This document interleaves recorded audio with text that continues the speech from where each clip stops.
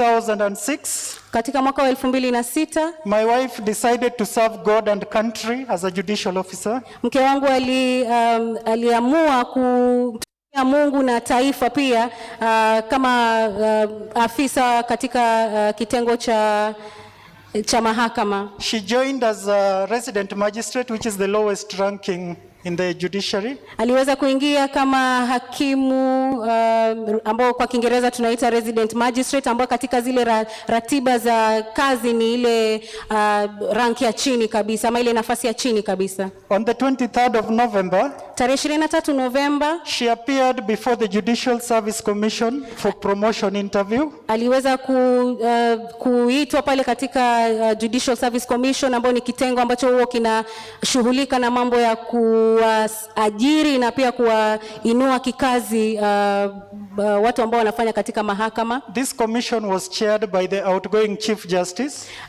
Commission hii ilikuwa, kitengo hiki kilikuwa mwenyekiti wake alikuwa ni jaji mkuu ambaye anaondoka. So my wife appeared. Kwa hivyo mke wangu aliwasili pale. And we trusted God. Nasi tukamwamini Mungu pamoja naye. 44 interviewees. Kutoka watu 4 ambao 44. Walikuwa watu 44 ambao waliweza kuhojiwa siku hiyo. And they needed only 22 for promotion. Na walihitaji tu watu 22 ili waweze kuwapandisha vyeo. And so last week the results came out. Kwa hiyo wiki iliyopita yale matokeo yaliweza kuja. She has been promoted to the rank of Chief Magistrate. Ameweza. Amen. Hallelujah. Ameweza kupandishwa cheo kufikia ile daraja la Chief Magistrate kwa Kiingereza. Which is the highest rank among the magistrates. Beyond there you can either go home in retirement or become a judge. Ambayo ndio cheo ama daraja kuu, hiyo Chief Magistrate ndio daraja kuu katika kile kitengo cha kuwa magistrate. Zaidi ya hapo either wewe utachukua retire uende nyumbani ama uwe jaji wa mahakama. Even when we were getting lots of congratulations and blah blah blah, my wife kept saying, and she keeps saying, that it is God. Hata tulivyokuwa tunapata zile jumbe za kuweza kutupatia, yani kutupongeza, kutuambia hongera, kongole kwa haya yote, mke wangu yeye alikuwa saa zote anakumbuka kwamba ni Mungu, na huo ndio usemi wake hata sasa. And we hold, as the word of God says in Psalm 75 verse 6, that promotion does not come from man, promotion comes from the Lord. And when the Lord goes ahead of you, you see mighty things. When my wife appeared before the panel, they had so many positive things to talk about. You know, instead of being interrogated on this and that, it was more of like, a positive feedback session. We thank God. May the Lord's name be glorified. Amen. Nasi tunasimama katika neno hili katika Zaburi 75 na mstari wa 6 ambao inasema kwamba Mungu anapoinua mtu hakuna mtu anaweza kupinga. Na kwa hivyo tunashukuru sana pia. Wakati hapo alipokuwa anahojiwa, ilikuwa si kwamba wanamuuliza yeye maswali, bali ni kama walikuwa wanamwambia yale mambo mazuri ambayo ametenda katika kazi yake. Yani inakuwa ni kama ilikuwa ni wasaa wake yeye kupewa sifa kwa ile kazi ambayo amefanya katika mahakama. Kwa hivyo tunamshukuru Mungu sana kwa haya. Amen. Amen. We thank God for that. Hallelujah. So if you are here for the first time, can I see your hand? Iwapo unatutembelea ama uko katika jengo hili kwa mara ya kwanza, this is your first time to be here, tafadhali tunaomba uweze kuinua mkono wako ili tuweze tukakutambua. Your presence. Tungependa kutambua uwepo wako ikiwa kuna mtu anayetutembelea kwa mara ya kwanza. Amen. I think we pray for the children. There's somebody? Oh, yeah. There's somebody. Can you stand and wave to us? Tafadhali simama uweze kutupungia mkono. And shout your name. What's your name, please? Kusema jina lako kwa sauti. Her name is Naomi. Anaitwa Naomi. Naomi, we are happy you are here. God bless you. Come again. Naomi, tunashukuru sana na furaha tele kwa umekuja. Karibu tena wakati mwingine. Amen. Before Mom, can we call the Sunday school? Can the children come and their teachers? Watoto wa darasa la Jumapili tafadhali na walimu wenu. Kabla tumkaribishe mama ili Kimbieni. Nani anajua kukimbia? Kimbia. We used to say like that, kimbia, kimbia. Wapi? Children loves to run. Wapi wengine na wengine na wengine na wengine? Praise the Lord, praise the Lord, praise the Lord. Amen. We want to pray for our children. Tukakuombea watoto wetu. Children is a heritage from the Lord and a blessing. Watoto ni urithi kutoka kwa Bwana Amen. na These are baraka. our tomorrow leaders. Hawa ndio viongozi wetu wa kesho. Amen. Amen. Bwana asifiwe. Stretch your hands as we pray for Tafadhali the children. tuonyesheni mikono tunapoombea. Father, we bless our children. Jesus, as you bless the children, and you did not allow anyone to restrain them from coming to you. Today we bless them in the name of Jesus. We bless their teachers as they go to minister to them, O Lord. We pray for anointing upon the children and the teachers. Let them be blessed because they are your people. In Jesus' name, amen. Can you all say amen, watoto? Mbona siwasikii? Okay, God bless you. Bwana wabariki Go to your sana class. watoto Can you wetu. put our hands together as you welcome mom? Tafadhali tupige makofi tunapomkaribisha mama.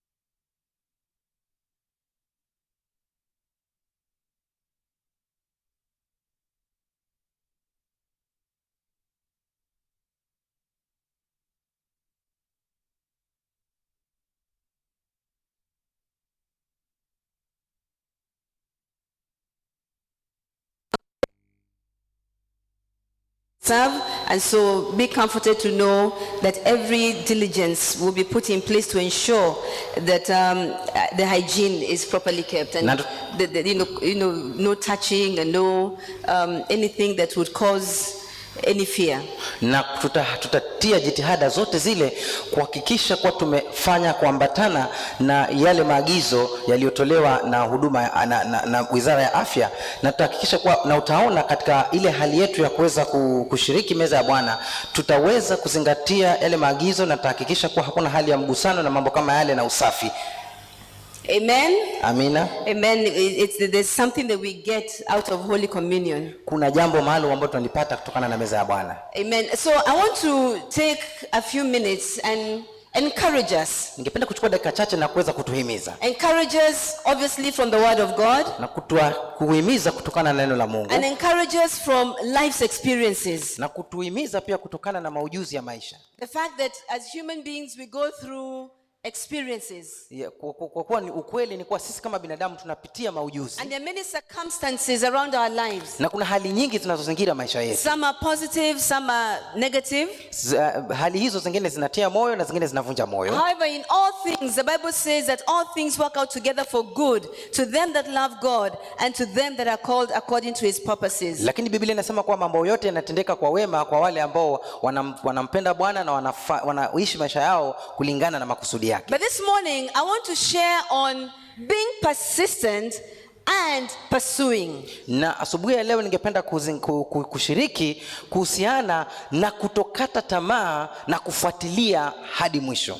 And persevering, persisting and pursuing. Kuvumilia, kukazania na kufuatilia. Because whether we like it or not, this is what life is made of. Kwa sababu tupende tusipende, hali ya maisha inabidi tuwe na vipengele hivi. There's something we are persevering. Lazima kuna jambo ambalo tunalivumilia. There's something we have to persist on. Kuna jambo ambalo lazima tutie jitihada za kuendelea. And there are many things that we pursue. Na kuna mambo mengi ambayo tunafuatilizia. I want to give a quick definition, and if Gladness can be able to put this, or whoever is on the Abraham.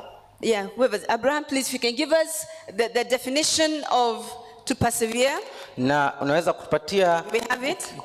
Maelezo ya kuvumilia ni nini? As you read, I'll also read out to you. Nitawasomea pia. This is a dictionary definition. Hii ni maana inayotokana na kamusi. Continue in a course of action. This is to persevere. Kuendelea katika utendakazi fulani, even in the face of difficulty, ingawa unakumbana na changamoto, or with little or no indication of success. Hata kama hauoni matunda ama matokeo yanayoridhisha. That's powerful. Hiyo ina nguvu. Continuing on, kuendelea in the face of difficulties, ingawaje unakumbana na upinzani. And I know that many of us, na najua wengi wetu, if given the opportunity to share on the difficulties that you have faced in your life, ukipewa fursa ya kuweza kushiriki changamoto na hali ngumu ambazo umekumbana nazo maishani, we would all be shocked. Hatutashtuka. But being able to continue in the face of difficulty, even where there is no indication of success. Lakini ile hali ya kuweza kuendelea kukumbana na zile changamoto hata kama hauoni matunda ama huoni hali ya kunawiri ama kufanikiwa katika ile hali. I will give the definitions and then we'll continue as we do the exhortation. The other one is to try to do or continue doing something in a determined way despite of difficulties. Lingine ni ile kutenda na kuendelea kutenda jambo katika njia fulani ambayo ulikuwa umepangilia hata kama unakabiliana na hali ngumu.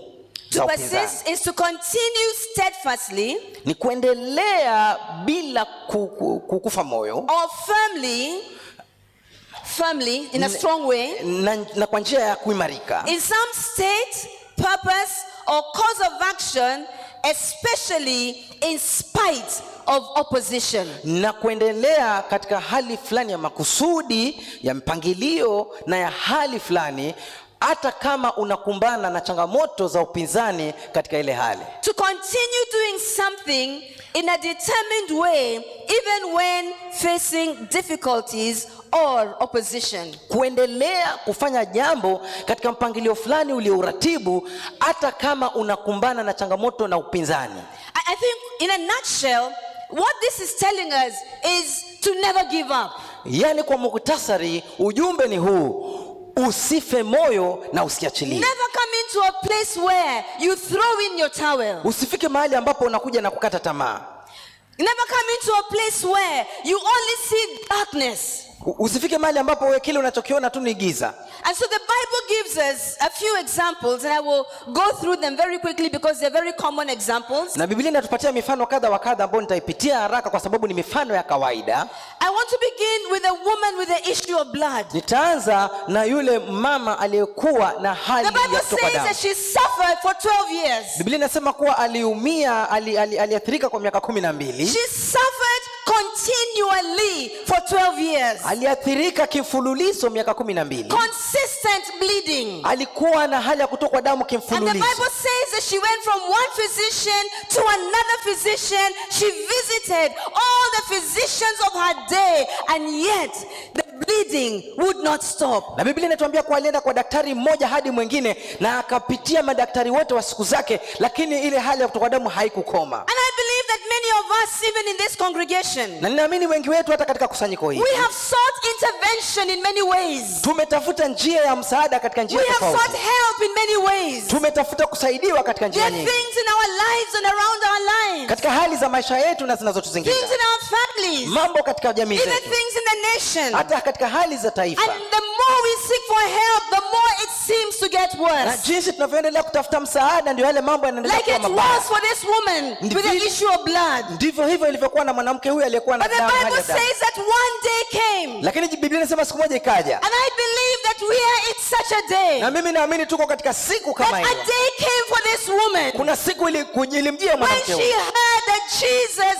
was visiting. aliposikia Yesu anatembelea sehemu And she hili, knew that the only way that she would be healed, the only way that her problem would be solved, the only way that she could get any form of help was to touch the hem of Jesus' garment. Amen. Na akajua kuwa njia pekee ya kuweza kupokea ukombozi wake, ya kuweza kupokea uponyaji wake, ya kuweza kupokea msaada wake ni wakati Yesu atakapopita aweze kugusa tu pinde la vazi lake. Let's look at the process that she had to go through. Wacha tupitie ule mchakato ambao aliupitia. The Bible says that she was in a multitude of people. Biblia inasema kuwa alikuwa katika halaiki ya watu. And you know that in the days of Jesus, there were thousands.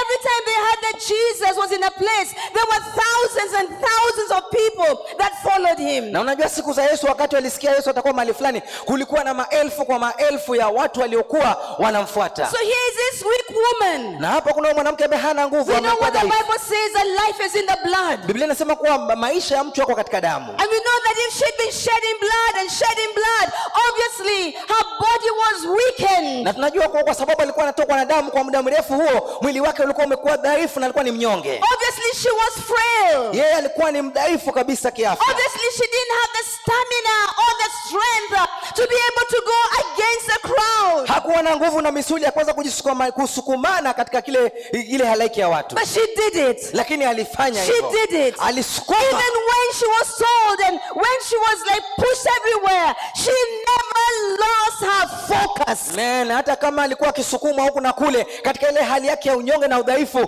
alikazia lengo lake la kuweza kumfikia Yesu. And that's a challenge that many of us go through. Na hiyo ndio changamoto ambayo wengi tuko nayo. In the midst of our difficulties, Katikati ya hali zetu, hearing many voices tunasikia sauti nyingi and hearing many attitudes, na kusikia hali nyingi we zinazotokea. lose our focus. Tunapoteza And mwelekeo as we wetu. lose our Na focus, tunapoteza we mwelekeo wetu. stop pursuing where we were going or what we were looking for. Wacha kufuatilia kile tulichokuwa tunakitaka na I kile want to challenge tunachofuatilia. you today Nataka kukutia that changamoto in the leo. name of Jesus, Katika jina la Yesu. as we are coming to the end of the year, Tunapokaribia mwisho wa mwaka, there are many things that you had set in your heart kuna mambo mengi alikuwa umetaka that you kuyafikia, will do for the ya Lord. kuwa utafanyia Bwana. Many areas in your life Sehemu nyingi katika maisha that you yako are trusting God for. ambao unamtumainia But Bwana, because of the difficulties of life, lakini kwa sababu ya ugumu wa maisha, because of the many things that you heard, kwa sababu ambao sauti nyingi because ulizozisikia, of the many things that you kwa saw, sababu mambo mengi you uliyoyaona, lost your focus. ulipoteza mwelekeo You wako, gave up. ulikata tamaa, You stopped pursuing. uliacha You kufuatilia, stopped being persistent. uliacha kuwa na And then mfululizo we wa stand back and we are wondering, na labda kwa mali unashangaa, why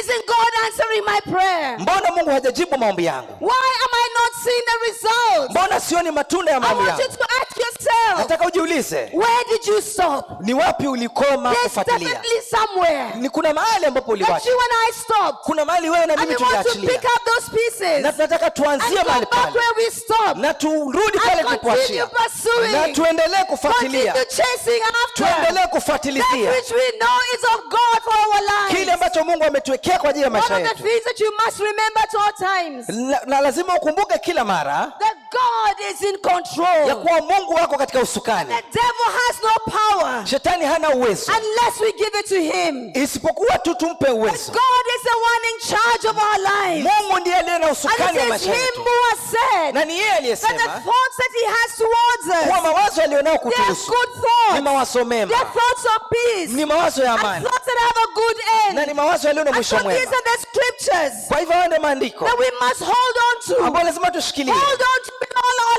lives. tushikilie na maisha yetu yote, Pursuing and knowing kufuata na that the kujua end of the day kwa we mwishowe shall win our reward. We tutashinda shall taabu win yetu, our crown. tutashinda We taji shall letu, get to the tape. tutafika And katika we shall meza, get to the tape as winners. tutafika pale katika utepe kama And so the washindi. woman with the issue of Kwa hivyo blood, yule mwanamke aliyekuwa na hali she ya kutoka damu continued pursuing. aliendelea She kufuatilia, continued making her way. aliendelea kutengeza And njia I yake. pray that each one of Na us, naomba kila mmoja we wetu would continue making our way. tutaendelea That we kutengeza will njia not yetu, stop. We hatutasimama, will not set mark timing. hatutakwama We pale will not pale, start complaining. hatutakuwa watu wa Because kunung'unika, once we begin to complain, kwa sababu tutakapoanza it's like we kunung'unika put a lock tutaweka even kifungu, to the blessings of God. tutazifungia And baraka so the zetu. Lord is reminding us this Na morning. Mungu anatukumbusha Let asubuhi ya leo, us continue pursuing. tuendelee You may kufuatilia. be in pain.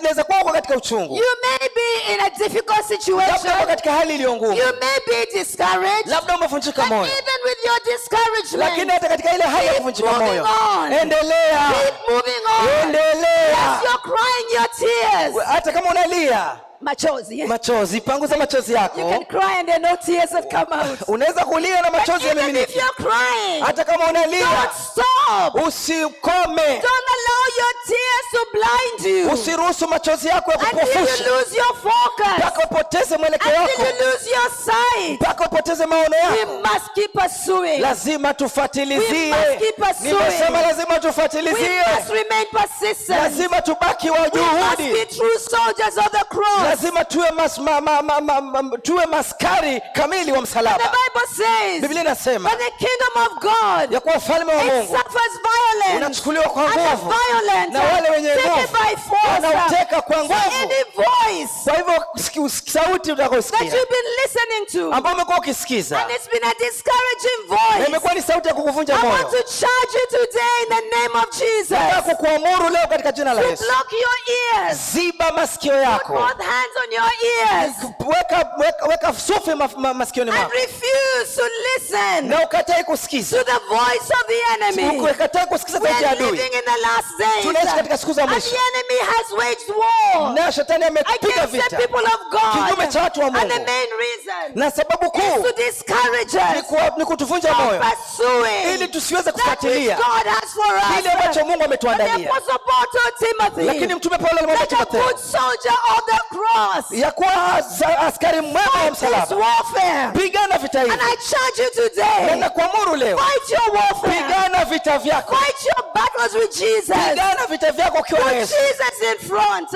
Enda mweke Yesu Let him mbele, take charge of your life. wacha Yesu achukue usukani wa Hold maisha on yako. to Jesus. Mshikilie Yesu, Hold on to Jesus. mshikilie Yesu Hold on to Jesus. Mshikilie Yesu. And continue pursuing. na uendelee kufuatilizia. At what point do we stop? Na tutasimama mahali gani? We stop Tutasimama when we get to the tape tutapofikia ule utepe and we pass the tape. na tupite ule utepe. If you have not yet reached your tape, Kama hujafikiria ule utepe, you have done wrong to stop. umefanya makosa, You have stopped wacha before your kukimbia, time. umewacha kukimbia. The man at the pool, Yule mtu aliyekuwa katika ile dimbwi 38 years, miaka the man 38 sat there. aliketi pale The man Bethsaida, sat there. aliketi pale, Nothing was happening around his life. mambo mengi alikuwa akitukia He maishani would mwake. see people come and people go. Aliona watu wakija na wakienda, He would see people come and get healed. aliona watu wakija na kupokea He would see uponyaji, people come and get blessed. aliona watu wakija na He wakibarikiwa, would see people come and their lives change. aliona watu wakija na maisha yao And yakibadilika, nothing was happening to him. lakini yeye kulikuwa hakuna And mabadiliko. maybe maybe you're here today. na labda uko mahali hapa You leo hear people's testimonies. na unasikia shuhuda za You watu, hear what God is doing for people. unasikia yale mambo Mungu anafanyia And watu, you're sitting here. na umeketi hapa And you're wondering, na unashangaa, what about me? je, mimi How come nini? nothing is happening for me? Je, mimi mbona sina ushuhuda wa kile Mungu anafanya? How come no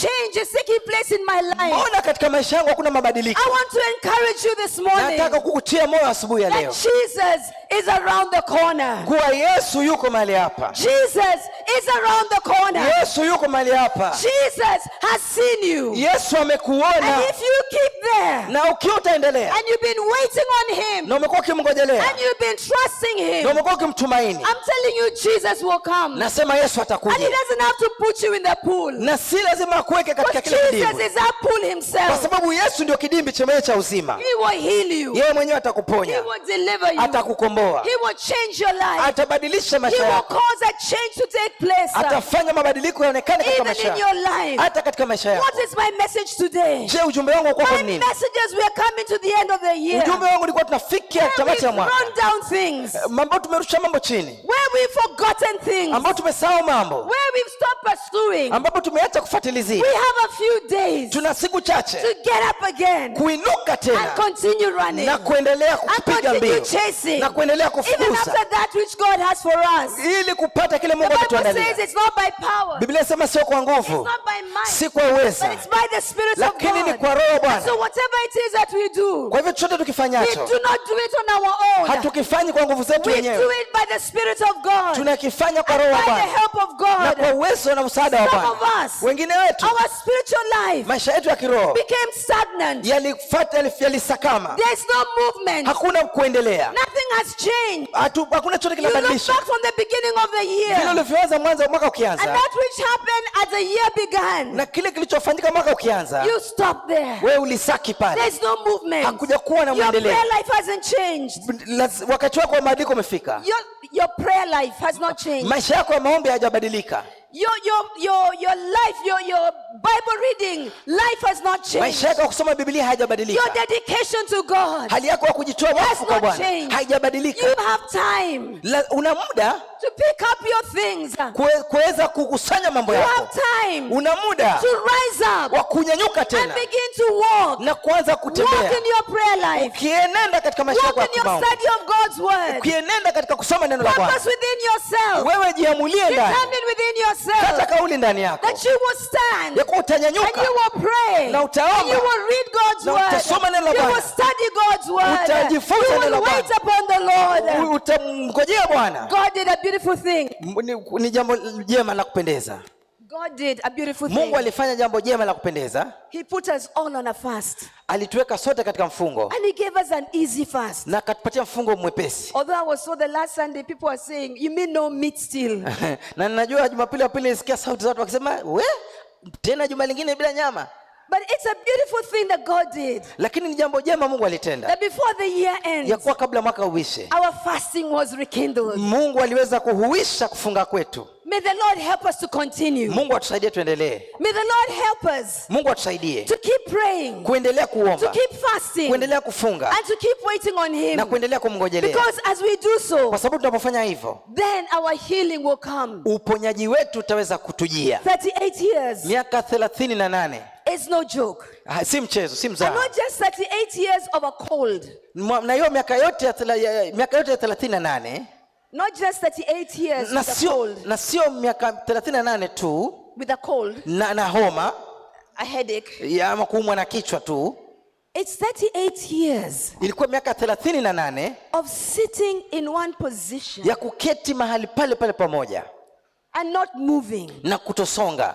38 years Miaka 38 of ridicule. ya kukejeliwa, That people would come and see this man. ya kuwa watu wangekuja na kumwona mtu huyu. And you know our human nature. Na unajua hali yetu kama binadamu, You mean he's still here? unasema ai, bado yuko hapa. This man has no faith. Huyu mtu hana imani, This man doesn't believe in God. huyu mtu hana imani, hamwamini Mungu. This man is just looking for handouts. Huyu mtu anatafuta tu msaada. This man is just lazy. Huyu mtu ni mzembe. And maybe you've been told such things. Na labda umeambiwa mambo kama yale. Maybe your business has not moved. Labda biashara yako haijasonga mbele. Maybe not 38 years. Labda si miaka But a 38. couple of years. Lakini miaka A kadhaa. couple of months. Miezi kadhaa. Your business has not moved. Biashara yako imesaki And pale people have pale. spoken all kinds of things to you. Na watu wamenena mambo ya kinyume I want you kwako. to know in Jesus' name Nataka ujue katika jina la Yesu that Jesus is in the house ya kuwa Yesu yuko katika nyumba leo. and is here Yuko nasi to heal even our businesses, kuponya hata biashara to zetu, heal our spiritual lives, kuponya maisha yetu ya kiroho, to heal our finances, kuponya hali zetu za kifedha, to heal our health. kuponya hali zetu za kiafya. Jesus is here today, Yesu yuko hapa leo, and that's what he wants to do to us, na hicho anataka to kutufanyia leo, deliver us kutukomboa even from the pain of our lives, hata kutokana na machungu ya maisha yetu, and for him to give us a grace na yeye kutupa neema to be able to continue kuweza kuendelea whether we see results tunapoona matokeo or we don't see results, ama tusipoyaona, whether we see progress tukiona kama kuna kuendelea or we do not see progress. ama tusipoona hali ya uendelevu. We're here to say Tuko hapa that kusema we will continue ya kuwa tutaendelea pursuing. tutaendelea kufuatilizia, We will continue to be persistent. tutaendelea kuwa wakakamavu, We will continue to resist the works of the enemy. tutaendelea kupinga kazi za adui, And we will stand steadfast. na tutasimama tukiwa You see, kidete. the blessings of God Unajua baraka za Bwana are dependent on us zinatutegemea sisi in one way kwa njia moja, and in this way. na ni njia hii, It is our faith in God ni imani yetu kwa Mungu that will stir our blessings. ambaye itaweza kuzikoroga zile baraka It zetu. is our faith and our belief in God. Ni imani yetu ya kumwamini Mungu. So when we come into the house of Kwa God hivyo tunapokuja katika nyumba ya Bwana and we're hearing the word, na tunasikia lile neno, if there is no faith, ikiwa hautalichanganya na imani, even as you hear the word, hata unaposikia hilo neno it becomes like just a sounding cymbal. inakuwa tu ni kama You're kinanda just kinacholia, hearing noise. ni kelele tu unayosikia, Nothing will happen. hakuna chote But kitatokea. if you mix the word that you hear Lakini ukichanganya lile neno and you unalosikia mix it with faith na ulichanganya na and imani faith in the Lord Jesus, na imani katika Bwana not Yesu, only will you see the fruits of that word, hautaona tu matunda ya lile neno, but your life will also change. lakini maisha yako pia And yatabadilika, God would bring you to another na level. Mungu atakuleta katika kiwango And kipya. so I'm asking us, Kwa hivyo natuuliza, and I will not continue beyond here. na sitaendelea kupita I'm hapa, asking us, nawauliza, where are natuuliza, we? tuko wapi? Where did we stop? Tulisimamia I'm wapi? giving you a minute Na nakupa dakika to just reflect on your own life. ya kuweza kujifikiria. We serve a God of a second chance. Tunamtumainia Mungu anayekupatia nafasi ya We pili. serve a God who never gives up on his children. Tunamtumikia Mungu ambaye hakati tamaa juu ya We watoto wake. serve a God who has faith in us Tunamtumainia Mungu ambaye ana imani nasi because of Jesus. kwa sababu ya Yesu. And so we ask Kwa ourselves, hivyo tunajiuliza, where wapi did I stop? nilisimamia? Wapi Where did I stop? nilisimamia? Wapi? Where did I become stagnated? Je, ni mahali gani ambapo niliwacha kukua? Where in my life, Ni wapi katika maisha in the yangu, different things that I've been trusting God for, katika mambo tofauti ninayomtumainia Bwana? where did I stop? Je, ni mahali gani As I hand over niliposimamia? to the presbyter, Napompatia mzee wa to wazee continue helping us, aweze kutusaidia kuendelea, I'm posing that question to us. ninawarushia hilo swali. Where did you stop? Je, ulisimamia wapi? Because it is your understanding Kwa sababu ni kufahamu of kwako where you stopped ya pale that you'll uliposimamia be able to pick up your pieces. ndio takusaidia kuweza and be kukusanya able vilago to move vyako on. na kuweza kusonga mbele. Where did you stop? Je, nilisimamia wapi? And from there, Na kutoka the Lord hapo, will help us. Bwana atakusaidia. Amen. Amina. Amina. Hallelujah. Haleluya. Praise the Lord. Bwana asifiwe. Bwana asifiwe. Amen. Bwana asifiwe. Amen. Can we stand and let's say a word of prayer first of all, as we look to God to reveal to us where we left off, or where did we stop whatever we're doing, or what we are required to do. Tusimame ili tuweze kumtumainia Bwana katika hali ya maombi, ili atuwezeshe kujua kile tutakachokifanya, ili tuondoke pale ambapo tulikwama, tuweze kusonga mbele. Praise the Lord. Bwana asifiwe. Can we just look to God for a few minutes? Nataka umtizamie Bwana kwa dakika chache. Let the Lord search you Wacha Bwana akutafute and look to God to reveal to you where you need to pick up from. na Mungu akusaidie kujua utaanzia wapi. Hallelujah. Hallelujah. Father, I adore you. I live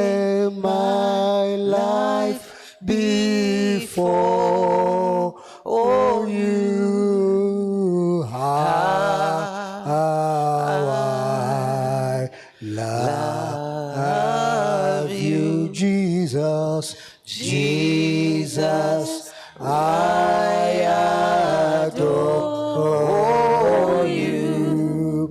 I lay my life before you, just to tell you how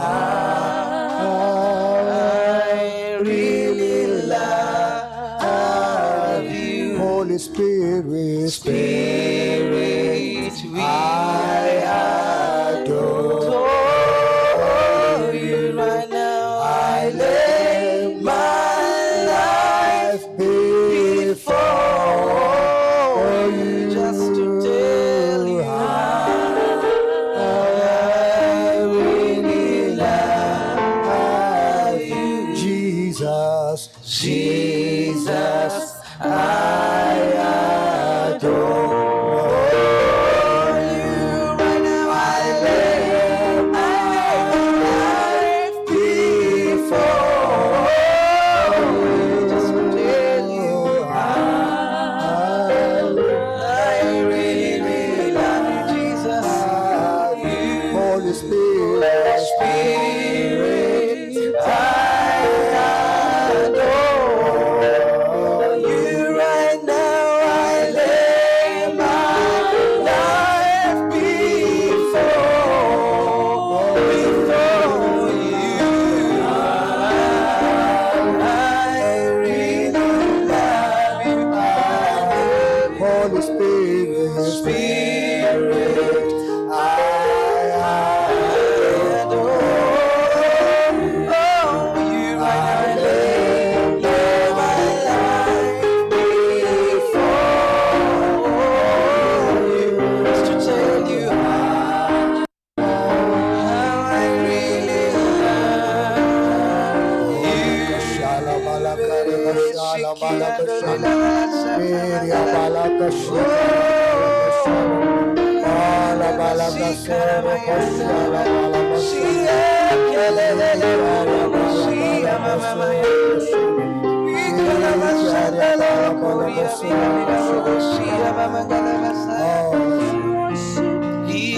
I feel the Lord is saying that this man had been there for 38 years. Nahisi Bwana akisema huyu mtu aliyekuwa pale kwa miaka 38. Obviously, after some time, he got used to staying there. Baada ya muda fulani alizoea kukaa mahali pale. And he probably thought his fate was gone. Na yeye akaona kuwa hali yake itabaki kuwa vile vile. And that will be almost his lifestyle, or his lifelong experience. Na yeye akakata kauli kuwa maisha yake yaliyosalia yatabakia mahali pale pale. Until Jesus came. Mpaka Yesu alipokuja pale. And posed that question. Na akamuuliza lile swali. Praise the Lord. Bwana asifiwe. He posed a question. Akamuuliza swali. What will you have me to do for you? Ungelipenda nikufanyie nini? Now obviously Jesus knew. Lakini Yesu alikuwa amejua. He knew what this man required because he had been there for 38 years, and Jesus, being part of God, must have known what his need really was. Yesu alijua huyu mtu amekuwa pale kwa miaka 38 na alijua shida yake ilikuwa ni nini na alijua hitaji lake lilikuwa ni nini. And the man began to complain. Na yule mtu akaanza kunung'unika. Yes, Lord, you know, my problem is this. Na yule mtu akaanza kulalamika na kusema shida yangu ni a time comes for me to get delivered. Wakati ukija mimi niweze kukombolewa. That is when the water gets disturbed. Wakati maji yale yanapotibuliwa. But just before I manage to get in. Lakini kabla niweze kuingia katika kujitosa katika yale maji. Somebody goes before me. Mwingine anakwenda mbele yangu. Praise the Lord. Bwana asifiwe. It's like when many of us, we have issues in your life which looks like every time you think now there has been a bit of disturbance of the Spirit of God and that something's going to happen, and your faith is lifted up thinking now your turn of solution has come, only to discover it hasn't really come. It was just some kind of a disturbance of some kind. Na wewe umefikia mahali ambapo kuna hali fulani ya msisimuko katika roho, na roho Bwana ni kama anaenenda kwa njia fulani, na unainua imani yako na kuona kuwa ni wakati wako umefika jambo liweze kutukia. Lakini baada ya muda jambo ile kutulia kidogo, unagundua kuwa maisha yako hayajabadilika na mambo yako yako pale pale. Praise the Lord. Bwana asifiwe. In other words, Jesus is saying, you see, Jesus himself was there, and this man is still, going back to the way he always put his faith. My faith comes when I see this happening, only that it fails. But this time the Lord is saying, I'm here. The Lord is here now. Amen. And the Lord is here now. Amen. Whatever it is that has been pending, and you got used to pending, no, don't get used to it now, because the Lord has come to solve it now. Amen. It's changing. Amen. Na basi kile kilichokuwa kinatukia ni kuwa Yesu alipomuuliza huyu mtu vile atakavyomsaidia na vile atakavyoingilia kati ile hali, huyu mtu alimweleza Yesu jinsi alivyokuwa akitarajia Mungu aweze kutokea na kuweza kumponya. Na kwa hivyo matarajio yake yote ya uponyaji yalikuwa yanaenenda na yale maji kutibuliwa. Lakini Yesu akamwambia, ingawaje hapo nyuma umevunjika moyo na kukosa matembezi yangu, usiweke imani yako sana kwa ile hali ambayo Mungu alitumia kukujibu. Mimi mwenyewe nimeshuka na niko mahali hapa, na usizoee ile hali yako ya shida na uchungu uliopitia. Kwa vile niko hapa na yuko hapa mahali hapa sasa, nitaenda kujihusisha na hali yako na kukuletea uponyaji unaohitaji. At a time like this, before the end of the year, we normally settle. There's that feeling of, this one has not been answered, so let me just put it aside and hope next year, sometime next year, the Lord will visit. No, not next year. Amen. It is this year. Amen. Before 2020 is over. Amen.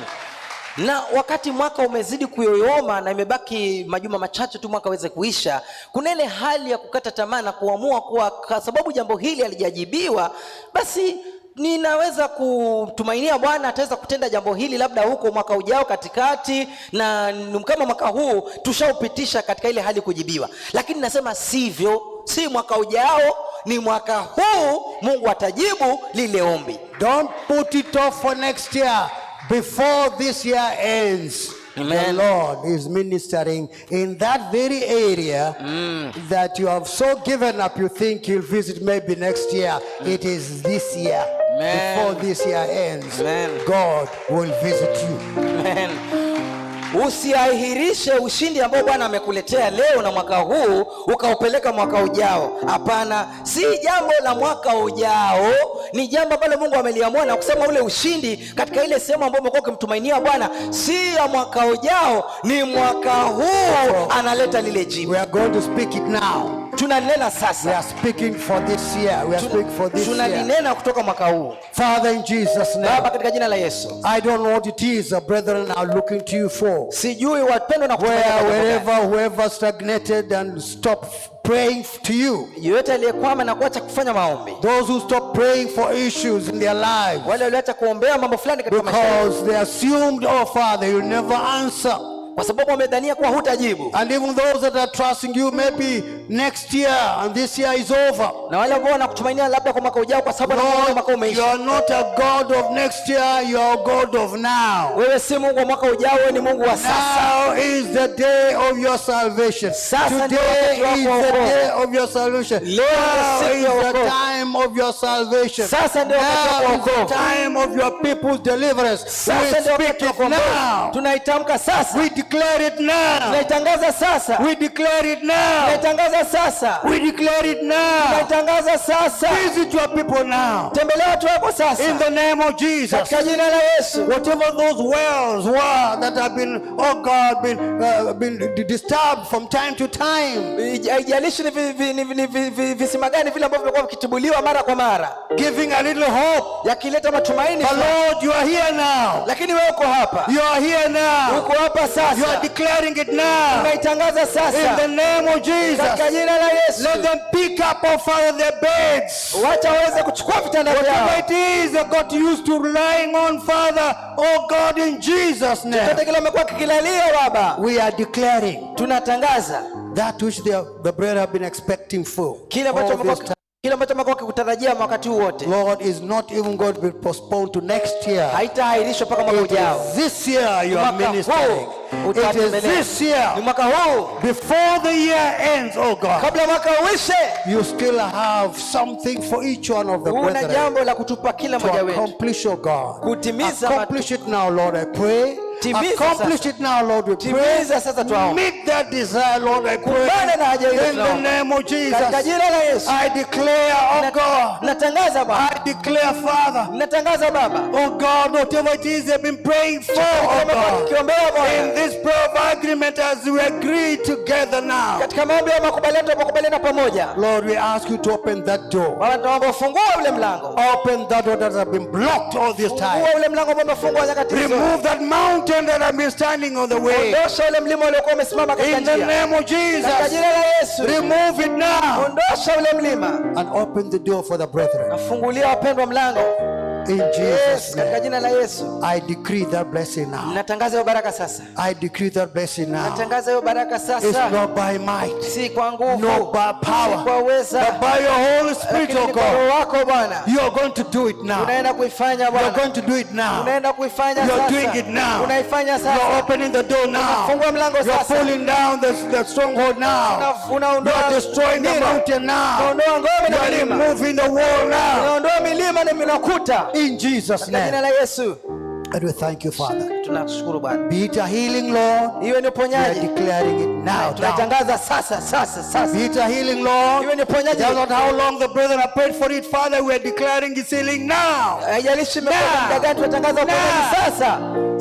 In Jesus' name. Katika jina la Yesu. In Jesus' name. Katika jina la Yesu. You came to that Ulikuja. man at 38 years. Ulimjia yule mtu He aliyekuwa katika miaka almost 30. clocked 40 years. Alikuwa karibu kufikia miaka 40 katika ile But hali. even before he clocked those 40 Lakini years, kabla afikie miaka ile 40, you came in. uliingilia kati.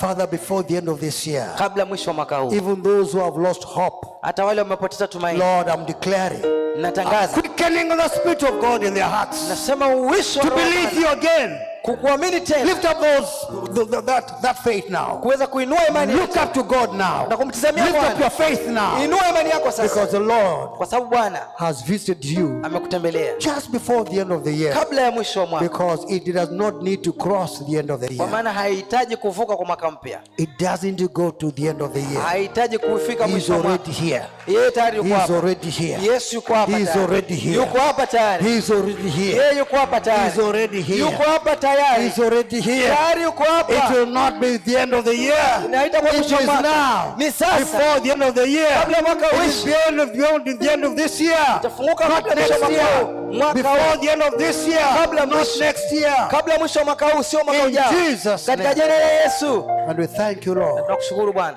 for doing it. kwa kulitenda. Thank you, Father, Asante Bwana for answering your prayer. kwa kujibu maombi. Thank you, Lord, Asante Bwana for answering the cries of your people. kwa kujibu kilio cha watu wako. Thank you, Father, Asante Bwana for meeting the cries of your kwa people. kukumbana na kilio cha Thank watu you, wako. Lord, Asante for Bwana answering their prayer. kwa kujibu maombi yao, For meeting them at this time. kwa kukumbana na mahitaji yao.